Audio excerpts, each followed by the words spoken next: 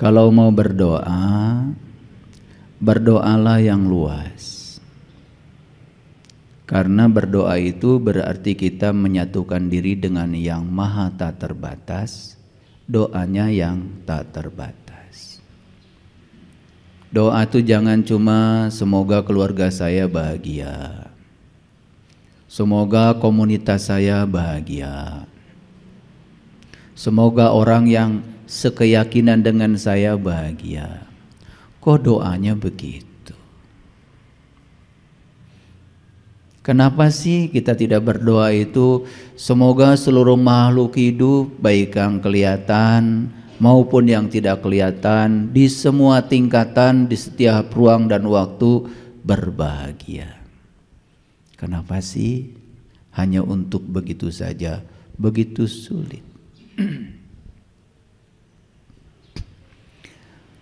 Ada yang mengomentari saya, kau menyampaikan salamnya macam-macam. Assalamualaikum itu umurnya baru 1500 tahun. Om Swastiastu, Namo Buddhaya, umurnya sudah lebih tua. Rahayu Sagung Dumadi umurnya lebih tua. Sampurasun itu juga lebih tua. Sebelum menyalahkan, belajar dulu. Karena biasanya orang yang gampang menyalahkan itu biasanya memang ilmunya belum kemana-mana. Sampurasun. Sampurasun itu luar biasa artinya, sampurna ingsun. Ingsun itu siapa? Ingsun itu diri sejati kita. Itu sebabnya orang tua saya kebetulan dari Cirebon. Dari kecil saya sudah dididik oleh orang tua itu dua aja. Ingsun titip tajuk lan pakir miskin. Itu pepatahnya Sunan Gunung Jati. Ingsun titip tajuk. Ingsun itu diri yang sadar, diri yang sempurna. Yang dititipkan dua kalau diri yang sadar, tajuk lan fakir miskin. Tajuk itu bahasa Cirebon. Bahasa Qur'annya adalah musola. Musola itu artinya tempat sholat. Sudah tahu tempat sholat? Sudah tahu tempat sholat? Sudah? Kalau nggak tahu bilang nggak tahu. Karena di Quran tempat sholat itu jelas. Maqamu Ibrahim musola. Tempat sholat itu adalah maqam Ibrahim. Itu jelas di Quran itu. Maqamu Ibrahim musola. Tempat sholat yang sebenarnya itu adalah maqam Ibrahim. Maqam itu apa? Level, tingkatan. Jadi secara hakikat tempat sholat itu adalah di level Ibrahim. Jadi kalau kita mau sholat, sholat tadi level Ibrahim. Siapa Ibrahim? Ibrahim itu bapaknya para nabi. Siapa Ibrahim? Ibrahim itu yang mewariskan doa iftitah kepada kita, yang diabadikan di Quran, yang kata-katanya inni wajjahtu wajhiya lilladzi fataras samawati wal ar hanifan wa ma ana minal musyrikin. Kapan beliau mengatakan ini wajjahtu? Aku hadapkan wajah batinku kepada zat yang telah menciptakan langit dan bumi, tepat ketika beliau sudah mengalami pencerahan. Diabadikan di Quran surat Al-An'am. Jadi saat beliau mencari Tuhan, yang pertama beliau temukan adalah bintang. Pada saat menemukan bintang, karena bintangnya tenggelam, beliau mengatakan, aku tidak suka yang tenggelam. Tapi begitu menemukan bulan tenggelam juga, kata-katanya tidak begitu. Kalau aku tidak mendapatkan petunjuk, niscaya aku termasuk orang yang sesat. Berikutnya menemukan matahari, lebih besar lagi. Matahari juga sama tenggelam. Tapi apa yang beliau katakan ketika menemukan matahari? Aku terbebas dari dosa syirik. Itu level-level. Quran itu sangat saintifik. Cuman kita tidak pernah merenungi kenapa kata-kata Quran itu begitu tinggi tingkat sastranya. Jadi kalau ingin sholat yang benar, ingin sholat yang khusyuk, yang dicontohkan para nabi dan para rasul, maka sholatlah di level Ibrahim. Maka maqamu Ibrahim musholla, jadikanlah level Ibrahim sebagai tempat sholat. Nah, nama musholla sekarang menjadi tempat. Kalau masjid yang besar namanya masjid jami. Kalau kecil disebut musholla. Itu sudah salah kaprah kalau dikaitkan dengan Quran. Karena musholla artinya tempat sholat. Tempat sholat yang sebenarnya adalah maqam Ibrahim. Kalau maqam Ibrahim di Mekah itu berupa sangkar burung itu di luar Ka'bah. Kalau sholat di situ ya tentu saja akan keinjak orang, karena itu area tawaf. Jadi jangan bodoh. Banyak yang pembimbing haji, pembimbing umroh kepada jamaahnya nyuruh sholat di situ, ya dimarahi sama askar. Maka askar akan teriak, torik, torik, torik, gitu. Kusabab teu ngarti asa dipuji. Padahal itu artinya eta teh jalan euy, gitu bahasa Sunda nama. Torik teh jalan. Torik, torik, torik. Malah ada yang, waduh alhamdulillah saya diberi gelar torik.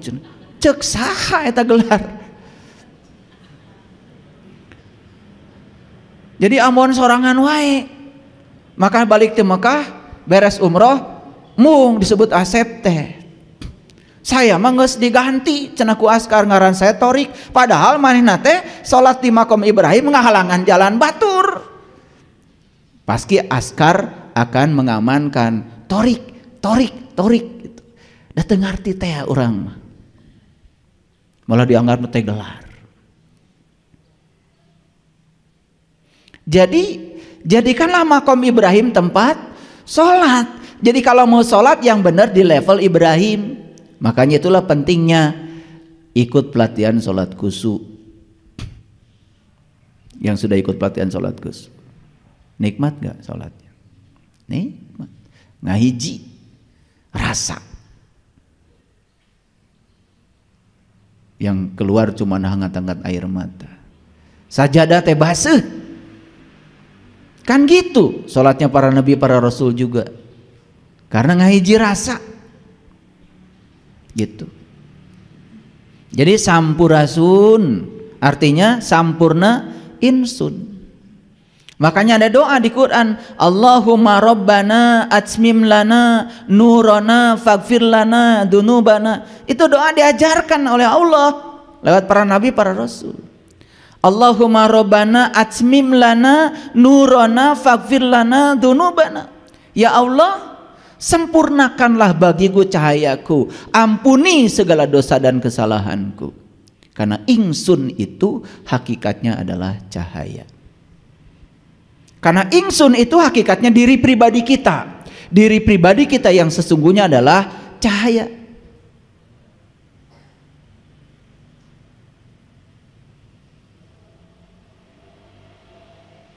Jadi yang namanya ruhi, faida sawaituhu wa nafakhtu fihi mir ruhi. Ruhi, ruhku, itu wujudnya adalah nur. Disebut nurullah, disebut Nur Muhammad, disebut Nur Insan. Nurullah cahaya Allah, Nur Muhammad cahaya terpuji, Nur Insan cahaya insan, disebut jiwa. Makanya kita harus bertemu dengan yang tiga-tiganya, harus kenal dengan yang tiga-tiganya supaya kita bisa pulang. Makanya begitu kita bilang sampurasun, itu doa. Semoga ingsun ini sempurna adanya. Maka dijawab rampes, rampak beres. Rampak itu kompak, beres itu watamat kalimatu bahasa Qur'annya. Sempurna. Jadi itu bahasa yang sangat luar biasa. Sampurasun, rampes. Duh. Itu kata-kata sampurasun tuh umurnya sudah panjang. Itu bahasa leluhur kita, jati diri bangsa kita. Kita lebih suka mengucapkan kalimat buatan bangsa lain daripada menggunakan bangsa kita sendiri. Padahal itu peradaban yang sudah dicapai oleh para leluhur kita.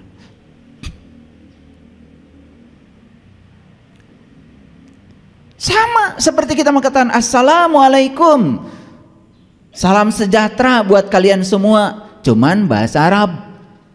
Dijawab waalaikumsalam, salam sejahtera juga bukan buat kalian semua, kan sama, beda bahasa. Diganti salam sejahtera untuk kita semua, kan sama diterjemahkan ke dalam bahasa Indonesia. Salam sejahtera buat kita semua itu sama dengan assalamualaikum. Terus bedanya apa? Bedanya karena diganti bahasanya. Loh, bukannya kalau diganti dengan yang lebih gampang dipahami, lebih nyambung. Betul? Rahayu sagung dumadi. Rahayu, luar biasa. Ra-nya itu dari bahasa kita, ra itu cahaya. Makanya ra itu sudah diambil ya menjadi nama penting. Negara itu pakai ra. Tentara itu pakai ra. Rahayat itu pakai ra. Bendera itu pakai ra. Karena bendera kita itu adalah Purwadaksina, merah putih itu, lambang dari darah. Jadi ra, hayu. Hayu, tahu hayu artinya apa? Hayu itu artinya hidup. Rahayu artinya hiduplah dalam cahaya. Makanya siapapun yang sudah hidup dalam cahayanya Allah, maka sagung dumadi, dia membahagiakan seluruh makhluk karena dia sudah bersentuhan dengan sumber cinta. Jadi kata-kata rahayu itu tinggi sekali nilainya. Itu bahasa tutungkusannya para leluhur.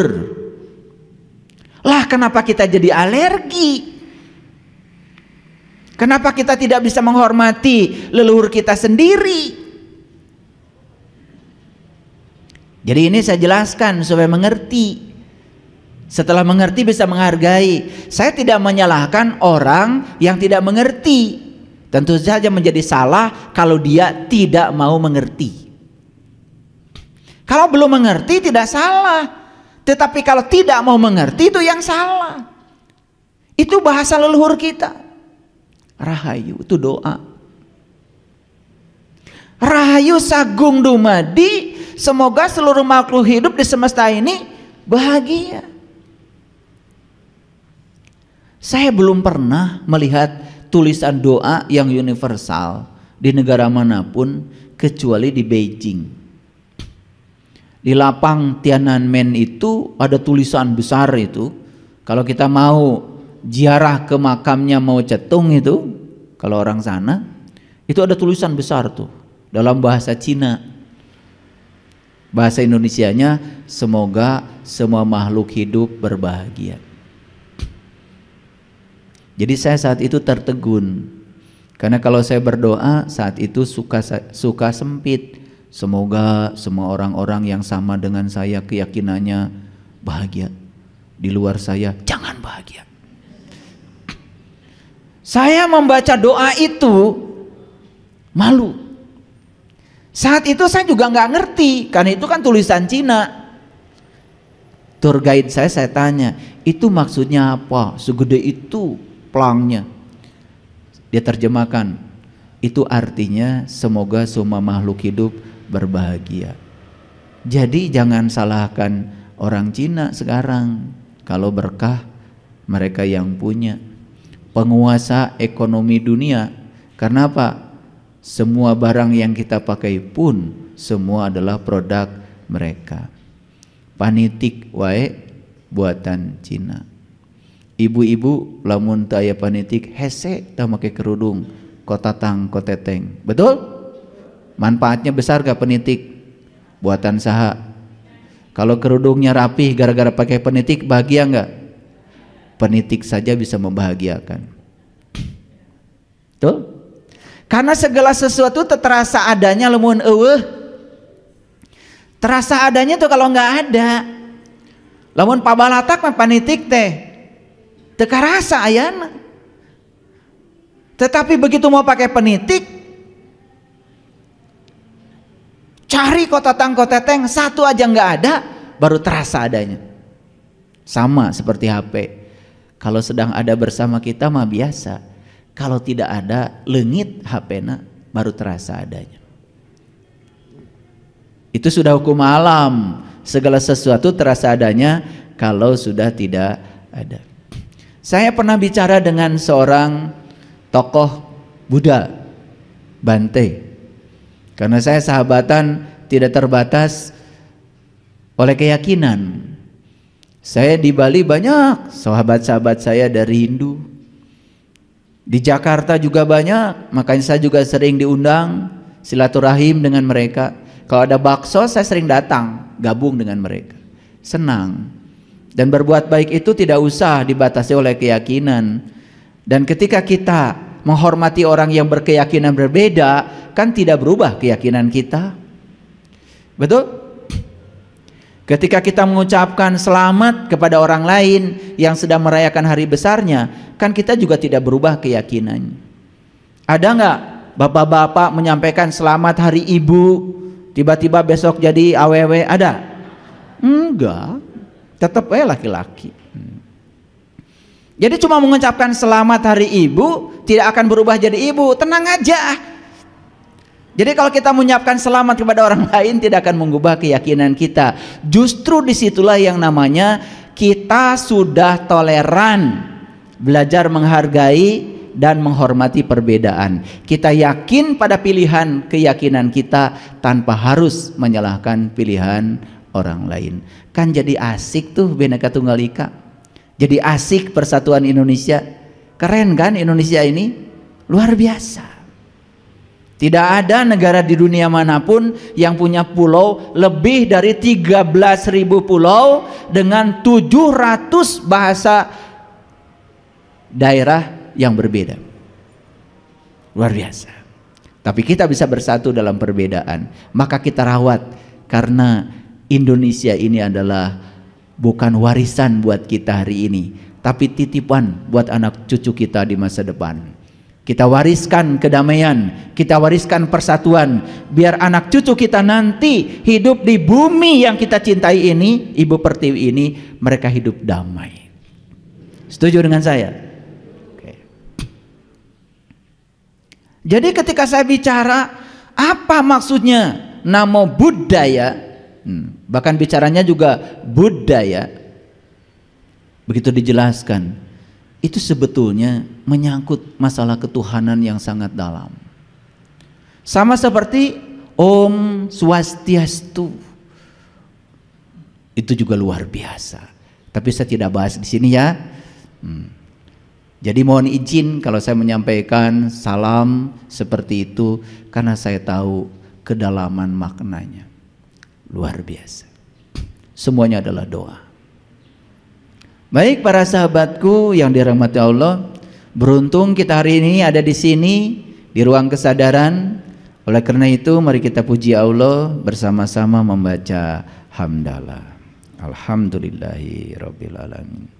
Kita awali kajian kita hari ini bersama-sama memohon ridho dan berkah Allah seraya membaca basmalah.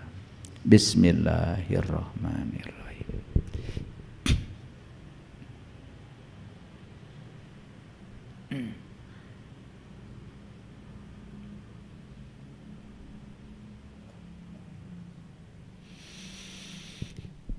Karena saya sering ditanya judul, maka kajian ini saya beri judul.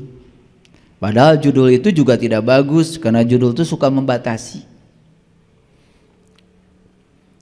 Tidak apa-apa dikasih judul, tetapi saya sudah membebaskan diri saya.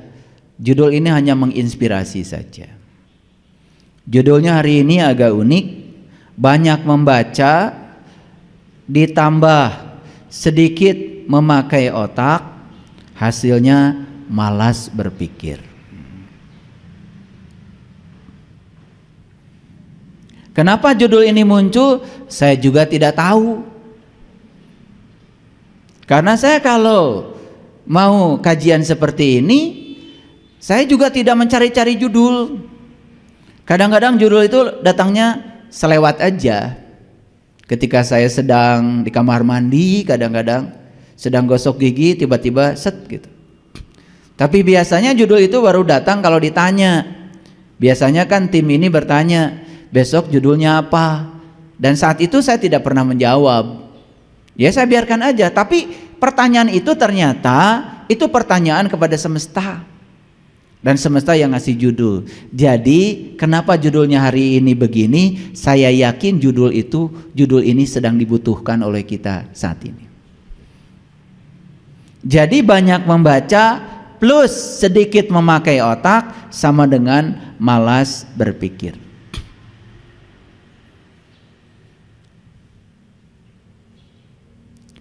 Membaca tujuan utamanya apa?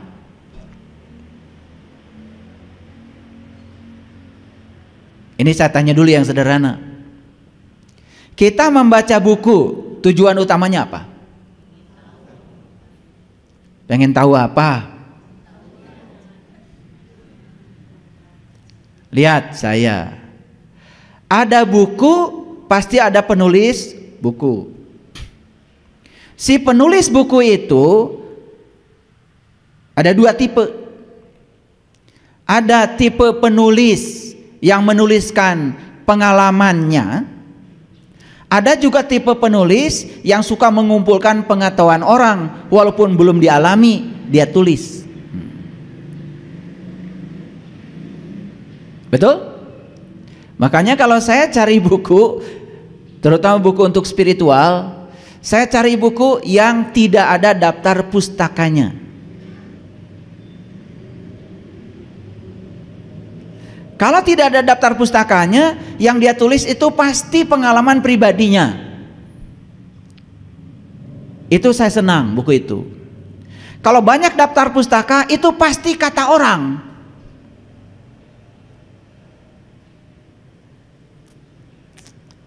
Tapi ada yang kebalik, ada yang suka kalau cari buku yang banyak daftar pustakanya. Padahal itu hanya menyadur apa kata orang, belum tentu apa kata dia.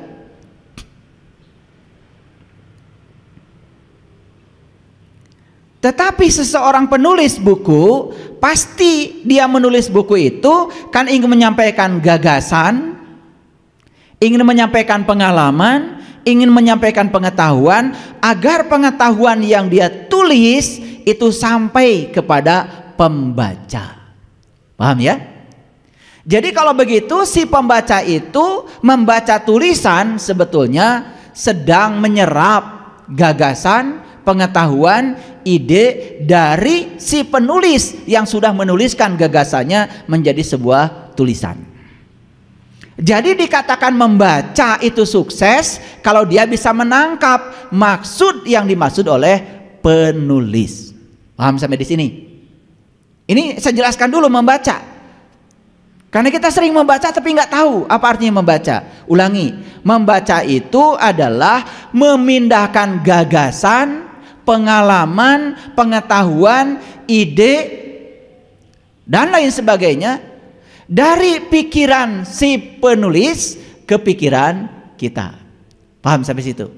Dikatakan sukses membaca kalau gagasan mereka itu sampai kepada kita. Jadi tidak mungkin orang menulis sesuatu kalau tidak ada yang mau disampaikan.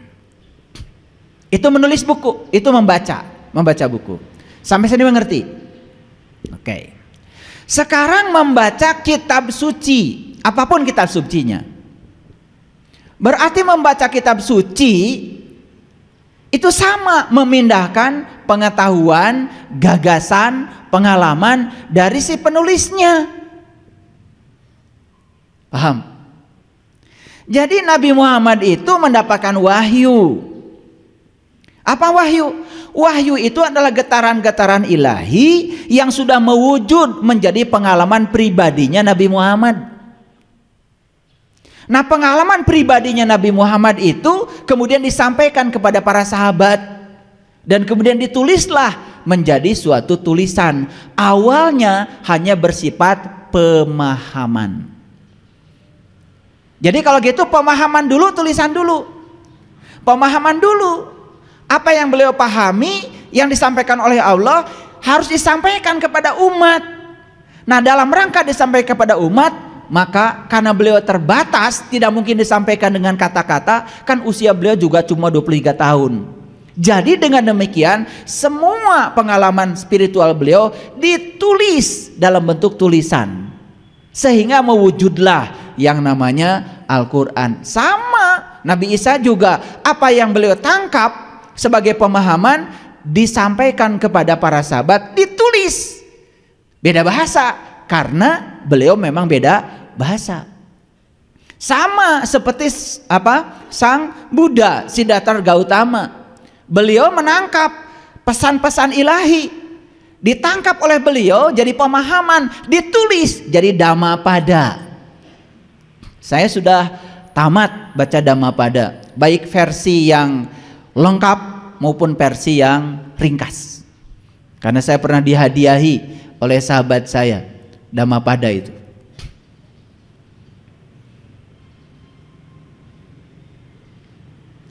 Leluhur kita di tanah Jawa menangkap getaran-getaran ilahi, ditangkap jadi pemahaman. Karena beliau terbatas umurnya, ditulis. Keluarlah kitab namanya Sasangka Jati. Itu jadi kitabnya leluhur kita yang ngagem aliran Pangestu. Saya juga sudah hatam baca kitab Pangestu 10 jilid. Ngerti sekarang?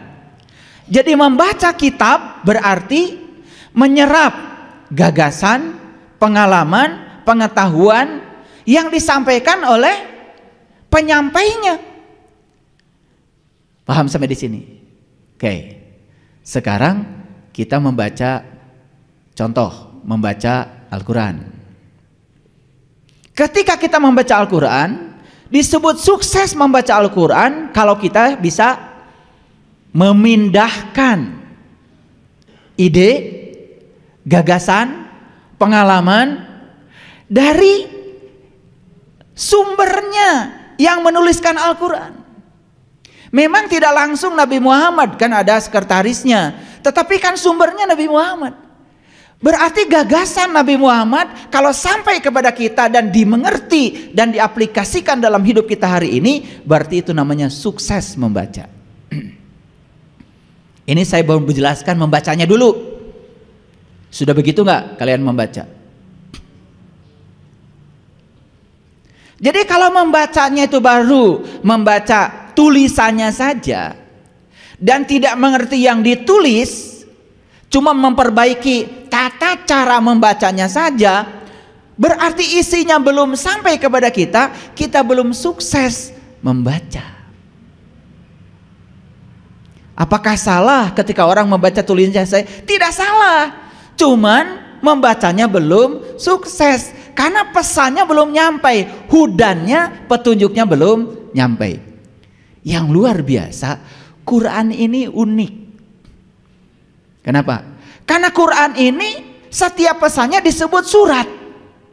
Coba, Quran surat Al-Fatihah, Quran surat Al-Baqarah, Quran surat Ali Imran, Quran surat Al-An'am, Quran surat An-Nisa, Quran surat Al-A'raf, Quran surat Al-Ikhlas, Quran surat Al-Falaq, Quran surat An-Nas. Kok surat? Pernah nulis surat? Mau nulis surat tuh ya, anak nulis surat sama orang tua. Jadi kalau saya ya terima surat dari anak, gak saya baca. Karena isinya sudah pasti. Udah pasti. Ya anak sedang sekolah, nggak usah dibaca, langsung aja transfer. Beda kalau orang tua kirim surat pada anak, harus dibaca. Nah setiap surat itu berarti si penulis surat sedang menyampaikan pesan. Nah sekarang lucu, kalau kita terima surat tetapi pesan dari penyampai surat nggak nyampe pada kita. Ketika ditanya, sudah baca surat belum? Sudah. Apa isinya? Nggak tahu, pokoknya sudah dibaca. Jadi kalau hari ini kita sudah baca Quran tetapi pesannya belum nyampe kepada kita, sayang sekali. Itu surat sangat terhormat. Karena apa? Itu surat langsung dari Allah. Coba kalau Pak Bupati aja di daerah kita kirim surat sama ibu, pasti bangga genyeleng sakampung. Abdi nampi surat ti Pak Bupati. Ngartos ibu isina teuing cenada, dibaca teu kaharti, da eusina bahasa Inggris. Dipangmacakeun ku batur, ternyata isina teh eta maneh nyeun imah teu make IMB. Isukan rek dihancurkeun. Paham maksud saya? Ini masih berkutat di sini supaya tidak salah paham. Jadi ngerti sekarang membaca. Jadi membaca artinya adalah memindahkan pesan, gagasan, ide dari si penulis ke kita, supaya pikiran penulis sama dengan pikiran kita. Jadi sebetulnya si penulis itu secara tidak langsung sedang mempengaruhi pikiran kita supaya sama dengan pikirannya penulis. Paham sampai sini? Oke. Kudu dibejar beaskeun, bilih lepat. Nah, jadi kalau membaca saja akan sampai nggak pesan itu? Nggak akan sampai. Karena ketika kita membaca menggunakan mata, kita harus bisa menangkap pesannya. Menangkap pesan namanya menyimak. Kalau sudah menyimak, sudah menggunakan otak. Ketika menyimak, di situ ada mengingat, di situ ada memahami, di situ ada menerapkan, di situ ada menganalisis, di situ ada mengevaluasi, bahkan bisa mensintesa. Artinya apa? Gagasan yang disampaikan itu bisa diceritakan ulang, bahkan kita sudah mengalami apa yang dialami si pembuat gagasan itu. Clear sampai sini? Jadi supaya apa yang dibaca itu pesannya sampai kepada kita, berarti kita harus menggunakan otak. Jadi kesimpulannya, menggunakan otak harus lebih banyak daripada menggunakan mata. Pertanyaan saya, selama ini membaca kitab suci banyak pakai mata, banyak pakai otak. Hasilnya apa? Hasilnya apa? Kita cek dulu. Hasilnya apa? Hasilnya kita tidak mengerti pesannya apa. Misalnya membaca Bismillahirrahmanirrahim, dibaca we wungkul Bismillahirrahmanirrahim. Kalau kita menangkap pesannya atas nama Allah yang Maha Pengasih, yang Maha Penyayang, apa pesannya? Nabi Muhammad menyampaikan kullu amrin dibalin la yubda'u fihi basmalah fahuwa aqta.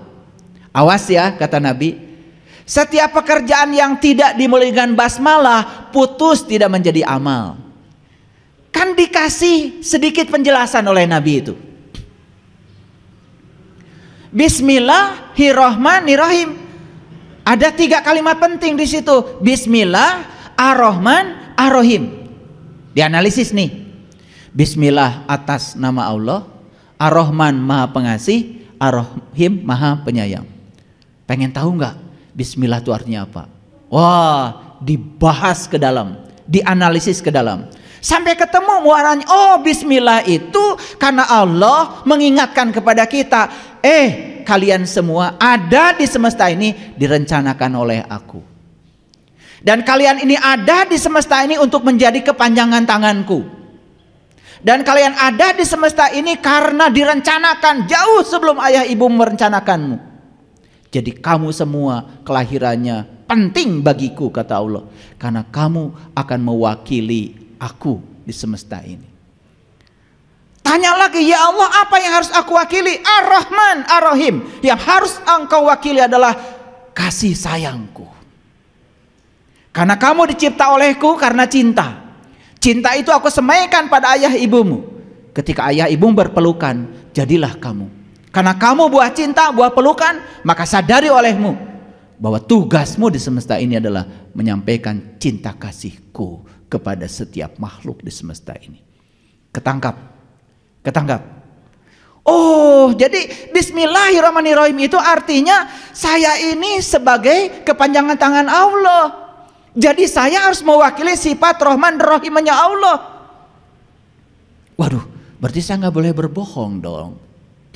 Waduh, berarti saya tidak boleh menyakiti orang dong.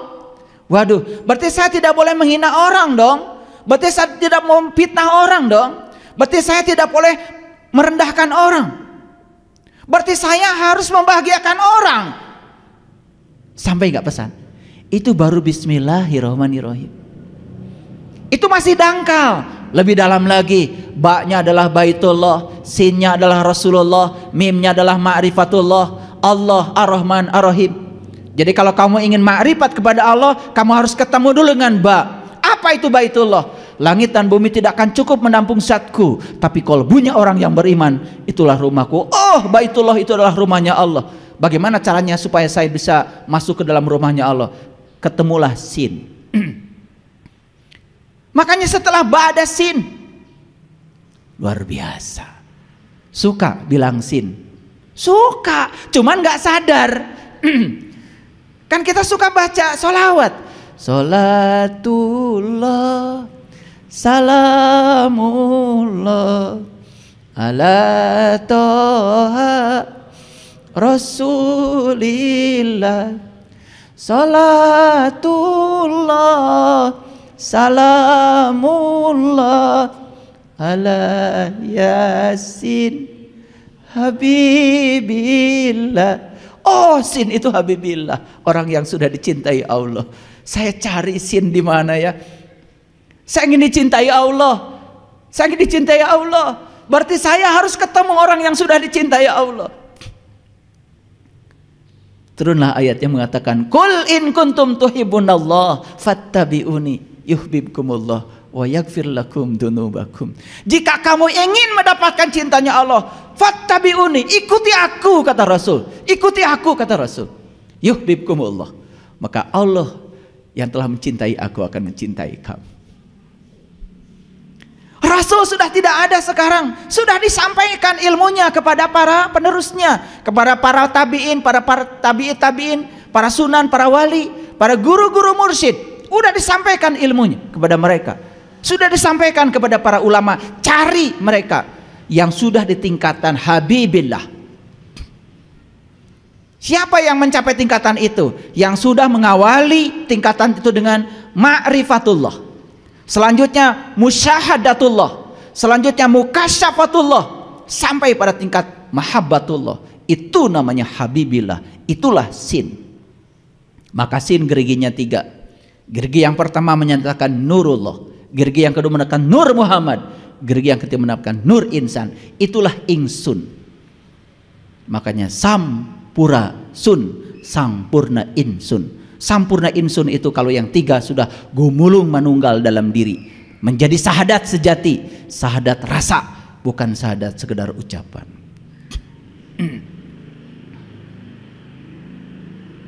Jadi dari mana malas berpikir itu? Kita malas berpikir karena apa? Kita merasa puas kalau kita sudah membaca. Padahal kita belum mengurai secara analitik apa yang kita baca. Kalau saya lanjutkan, alhamdulillahi rabbil alamin. Segala puji habis buat Allah. Dibagi lagi, ada kodim tuh, macam-macam tuh. Ada puji itu ada puji kodim alal kodim, puji kodim alal hadis, puji hadis alal kodim, ada puji hadis alal hadis, diurai lebih dalam lagi sampai ketemu intisarinya alhamdulillah. Lepas semuanya, dipuji tidak terbang, dihina tidak tumbang, karena segala puji habis buat Allah, tidak tersinggungan lagi, tidak sakit hatian lagi. Kalian baca alhamdulillah setiap hari. Alhamdulillah itu diucapkan cuman saat kalian mendapatkan yang kalian ingin. Punya dapat uang, alhamdulillah. Hilang uang, gak pernah bilang alhamdulillah. Harusnya tetap alhamdulillah. Kalau hilang uang itu bagus bagi kita. Makanya kata Nabi, ya, jika kamu mendapatkan sesuatu, ucapan alhamdulillah dan bersyukur. Dan jika kamu kehilangan sesuatu, tetap ucapan alhamdulillah dan bersabar. Jadi alhamdulillah itu diucapkan di segala situasi. Pernah kalian hilang uang baca alhamdulillah? Berarti masih terjebak dualitas. Alhamdulillahnya masih palsu. Karena alhamdulillah jadinya sama dengan terima kasih. Didangkalkan alhamdulillah jadi terima kasih. Itu kalimat yang sangat agung, luar biasa. Lanjut, Ar-Rahman Ar-Rahim Maliki Yaumiddin Iyyaka na'budu wa iyyaka luar biasa. Gak cukup waktu saya mengurai itu. Kenapa kita selama ini tidak mendapatkan pesan-pesan itu? Satu kuncinya, malas berpikir. Apa? Malas berpikir. Geus embung mikir.